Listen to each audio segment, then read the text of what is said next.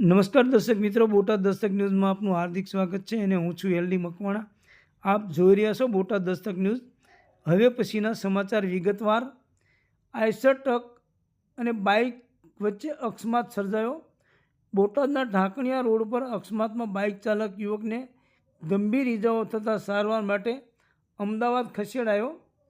બોટાદ શહેરના ઢાંકણિયા રોડ પર Eicher truck Dhankaniya તરફ જઈ રહેલ તે દરમિયાન એક બાઇક ચાલક યુવક ઢાંકણિયા ગામથી બોટાદ તરફ આવી રહેલ તેવામાં શહેરના કાંગેસિયાપરા વિસ્તાર પાસે આઈસર ટ્રક અને બાઇક વચ્ચે અકસ્માત સર્જાયો હતો, જેમાં બાઇક ચાલકને ગંભીર ઇજાઓ પહોંચી હતી.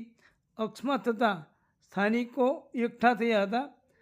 અકસ્માત અંગે 108ને જાણ કરવામાં આવતા જ તાત્કાલિક 108 ઘટના સ્થળે પહોંચી ઇજાગ્રસ્ત બાઇક ચાલકને સારવાર માટે બોટાદની હોસ્પિટલ ખસેડેલ, પરંતુ બાઇક ચાલક યુવકને ગંભીર ઇજાઓને લઈને વધુ સારવાર માટે અમદાવાદ હોસ્પિટલ ખસેડવામાં આવેલ. જ્યારે અકસ્માતમાં ઇજાગ્રસ્ત અરવિંદભાઈ અશોકભાઈ બારિયા નામનો બાઇક ચાલક યુવાન હોવાનું પ્રાથમિક તપાસમાં સામે આવ્યું છે. જ્યારે ઘટનાની જાણ થતાં પોલીસ ઘટના સ્થળે પહોંચી તપાસ હાથ ધરી છે.